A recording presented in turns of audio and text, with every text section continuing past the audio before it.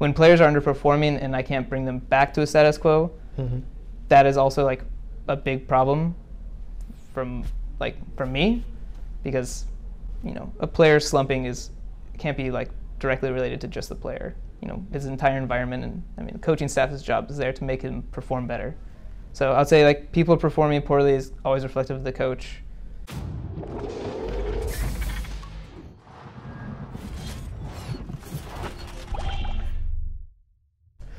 This is Azento here from Esports Heaven, and I have here with me 100 Thieves head coach Pr0lly. Now, you had just ended the season with a loss. A lot of your academy players were in the game, but let's cycle back towards the last time we talked, because you were saying, yeah, we've talked a couple times before, but I just can't remember what week it was. Well, I think it was earlier in the split, way earlier. And we were talking about you changing coaching style. And you had said that you were going to give more autonomy to the players, because previously your coaching style was more structured, I guess, and not letting particular play styles or maybe personalities flourish and develop their own types of systems by themselves a little bit more. So kinda? Yeah? I think more of the switch was primarily based around like the players being more comfortable holding each other accountable. So that was kind of the primary switch, or like that'd be the primary like result of it. Well, how do you think that went in the overall scheme of the structure of the team and how it's developed throughout the split? Well, I think with my change, so didn't really achieve any kind of player accountability like specifically from that. I think it was in relatively the same position it was before, so I think didn't see any big improvement from that. And I think the big faults that we ran into were our learning speed was very hindered, because it was very there was no like kind of like bird's eye view, I guess, of the game or what's to be focused. So a lot of times we would kind of not see problems until they like happened too many times, as opposed to usually with a coach's position, you're supposed to like see problems either before they happen or try to get them when they're still like kind of premature. This kind of went out the window a bit until it became too big of a problem. So I think, yeah, didn't really get the result I wanted with just overall how players were able to respond to each other.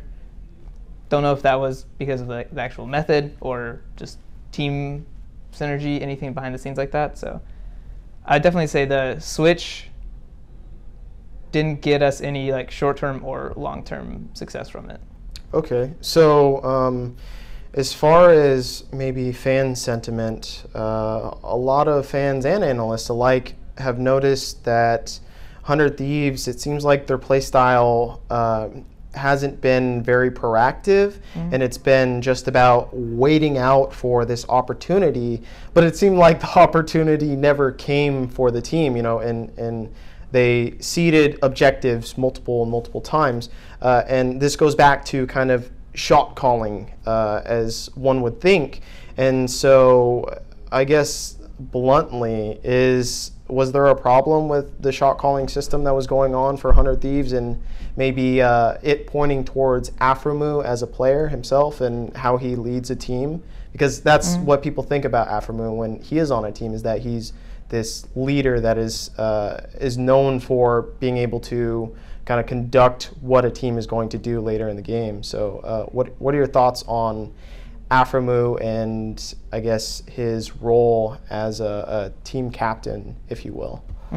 I'll say, yeah, that's definitely his role, and I think that was a kind of a problem this split for sure, where we didn't get as much as he can do, because I think everyone has that kind of thing about Aphromoo because they've heard it from listen-ins or they've heard it from his previous teammates. So yeah, I think his like expectation is really high from the public and from like kind of the team as well.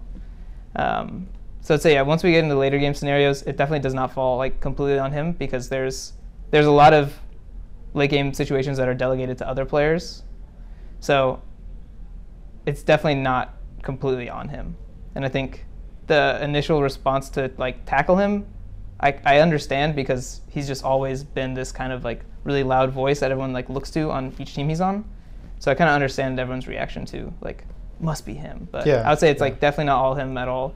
And I would say it is a trickling of like how the entire team plays, how the entire team like responds to each other, and how the team has like practiced and reviewed and learned together. I'd say it's kind of those 4 or 5. Okay. So there has been like some talk of academy players being able to kind of add pressure to the main roster and how they function. I know CLG heavily relied on that in terms of getting their players motivated to do well and to keep their starting spot, and how it's fluctuating a lot. Same thing with Optic. They were very big on that last year. So what are your thoughts on that for 100 Thieves? Do you think the academy roster, or how you guys set up your entire system, did it not have enough pressure for your main roster in order to perform at the highest level? Maybe it was a bit of oversight from us. We had like really high expectations for the main roster. So the academy roster was not built for like immediate play. I think we had 4 players who had never played on a competitive team before. So expecting them to be ready in spring split was like very ambitious. And it was more of like, we're picking these players because we think they can be good over time, over 3 months, 4 months, 6 months. Yeah.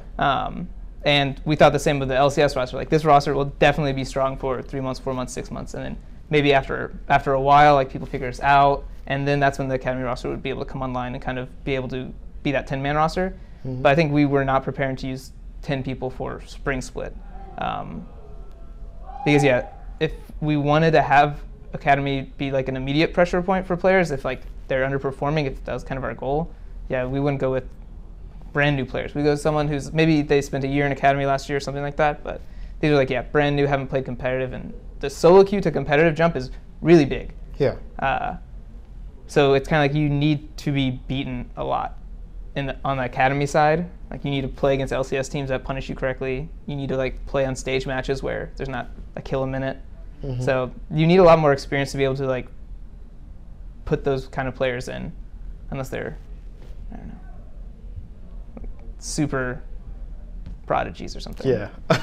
So I want to kind of tackle the mid lane situation because when this roster was first announced, it was thought that, okay, Huhi and Aphromoo having synergy is going to be pretty good. You know, I think Huhi will be able to reach his maximum potential, and maybe we'll see a surge, but we didn't see that. And so what are your thoughts about that roster move in particular? Was that kind of a surprise for you guys too, that Huhi wasn't performing to a great level? And do you think that was something unexpected that you couldn't really recover from, or just what are your thoughts on that roster move in general? Yeah, I think both points were pretty surprising, I guess. Okay. Specifically, like, yeah, just his own individual performance, I thought we both could correct together. So after preseason and like maybe like week 3s and 4, it was very surprising. Like, we should be able to make this better, like both of us, and then even like Ryu being like a very recent pro mid laner. I figured like if we had the proper like style, we could complement him and we could like correct these mistakes or just make it like a strength and not a weakness. But we kind of weren't able to do that like all together, so that was a big surprise. I figured I don't assume like any player is gonna like come out and be like the best or be the worst. Both of them don't really matter to me. So if Huhi even played worse in the first 4 weeks, that still wouldn't be a surprise to me. Like, the surprise is that like we couldn't make it better together. And then I'd say, yeah, the second big surprise was, yeah, I was expecting more from Huhi and Aphromoo. I think they have really good synergy like outside of game and stuff, but when it came to in-game, there wasn't as many interactions as I had assumed there would be. Usually, like, yeah, mid and support have like not a direct role compared to like support and jungle, but Yeah. that would be like maybe the secondary relationship would be Definitely. like mid and support is usually a big one. So I thought they would like feed into each other a bit more, but in actuality, we didn't get as much as we wanted. So those were two things that maybe we just completely overestimated our abilities to use, or we were just like, wrong about them. So I want to touch on the other roster point that happened, and everyone was kind of stoked about, was Bang, of course. Bang going to 100 Thieves, but a lot of analysts have been saying like, well, if you think about how an import functions, it's best to have them in a solo lane, say top or mid, because the skill discrepancy is isolated more than anything. But you guys picked up Bang for ADC as your import. So what are your thoughts on picking up a ADC as an import and it being a large influence or a large, I guess, early game power spike for building a team roster? Do you think that maybe is not true, that ADC can be a large influence? I think ADC can be a big influence. I would say most notably in NA, like import solo lane makes more sense. I think this time we were, with our expectations of like Hui and Zach coming in through, like, or Hui and Aphromoo, this became like a better iteration than like import mid and one of the remaining ADs that were available in NA, because I think the AD pool is relatively weak in NA, so that was like kind of catered to the Bang import. And then once we saw like, okay, like we can, this is maybe one of the last domestic mids. Yeah. The Monte is still pretty new, and who's the other domestic? Pr0lly. Pr0lly was the other one. So between those were our kind of like choices where we thought we could make Bang work, because I think, especially for Aphromoo, I think he's a player who works really well with like players that can like test him more often. And like Bang obviously like carries a lot of like his own weight, his own opinions. So we figured that personality clash would work, not personality clash, but personality meshing would be really good for Aphromoo. So we thought they would be able to kind of unlock each other really well and like cover each other's weaknesses and build each other. So it felt just like a really strong combination to start. I think we saw that for a while in the split, but their synergy like didn't grow as much as we had hoped as well. Okay, so I want to get your closing thoughts, because you had made a tweet saying that basically this split was on you, and you know the coaching staff had kind of failed the team, and that it's really not much on the players themselves, but just you as a coach. So I want to tackle into that a little bit and just get your closing thoughts on the entire split, how it's been going for 100 Thieves, and what you guys are looking to improve going further on into summer. Yeah, so to kind of expand on that a bit, I think big reason why I believe that is because I did try a lot of things this split, and a lot of the decisions were mine or part of my like brain children.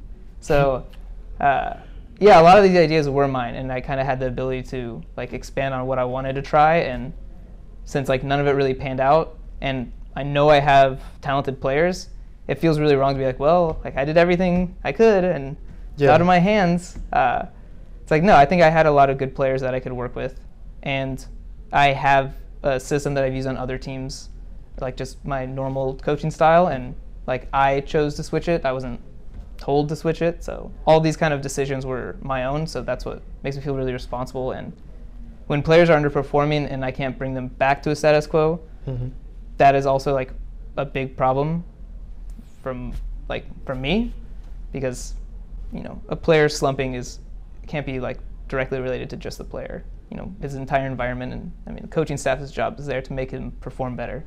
So I'd say like people performing poorly is always reflective of the coach. Champion pool problems is reflective of the coach, and just like general improvement is a good reflection. So I think we didn't improve very well. We didn't have like great champion pools. We didn't have great performances. So I think that all like pretty much just ties into what I can control and what I can do. So next split, that's going to be some of the things I have to be a lot more correct about. I don't have the luxury of testing or trying or wanting to learn. It's like, well, I have to learn like just how my way works and make that better, as opposed to like maybe scrapping it or doing something brand new. Yeah. Okay. Well, thank you for the interview, Pr0lly. This has been Azento from Esports Heaven and 100 Thieves head coach, Pr0lly. Thank you. Thank you. I assume if you made it this far, you probably enjoyed the content. So if you did, subscribe and also check out my other content that's more analytical and opinionated. But otherwise, keep it locked at esportsheaven.com, and I'll see you next time. Peace.